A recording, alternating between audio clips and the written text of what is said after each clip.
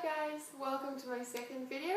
I'm very happy that you're joining me today because I'm going to be talking and giving you advice on how to write the perfect CV that is going to get you the dream job, hopefully.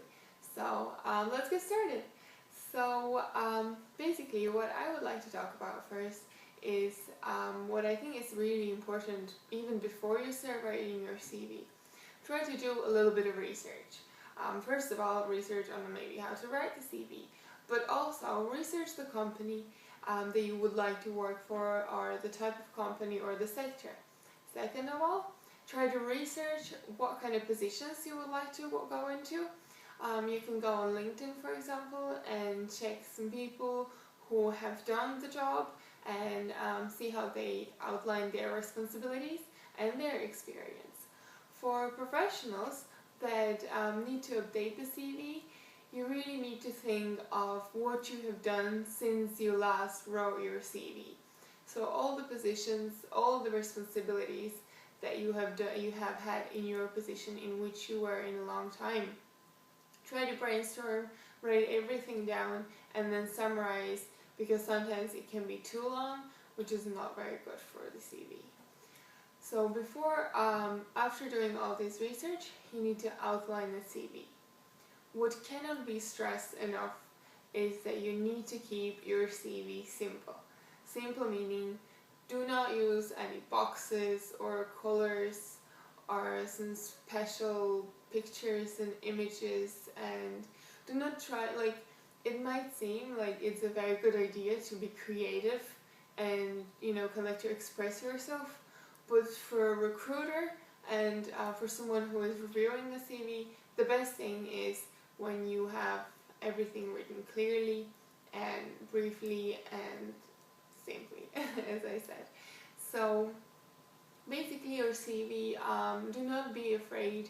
If you have plenty of experience, for example 10 or 15 years, don't be afraid and put it down on 2 or 3 pages. If you're a graduate, you can keep your CV long, maybe 1 or 2 pages, which should be fair enough to describe what you have done, what you've studied, and what your hobbies are, for example. Another thing that is very important for a CV, it depends also on a country where you are sending your CV. For example, lots of European countries and companies within the EU are preparing the Europass CV. From my personal experience, I do not personally like it, especially for recruiters who need to put CV in a certain format before submitting it to an employer. Europass is probably the worst CV.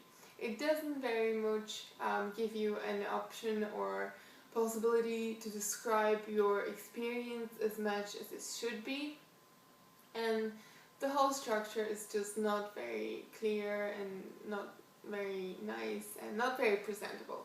But some companies really require it, so that's why I'm coming back. Do the research. Some companies have specifics.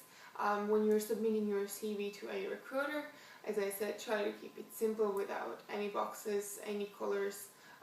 What I would preferably recommend is to simply use fonts, italics, different, like Times New Roman is a very good one, or Arial, Verdana, these professional ones that will keep your CV very presentable.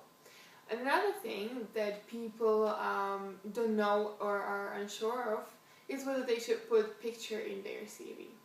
Here again, it depends on the position that you're applying for. But normally, for example in Ireland and in UK, picture is not really necessary. It takes most of your space in the CV.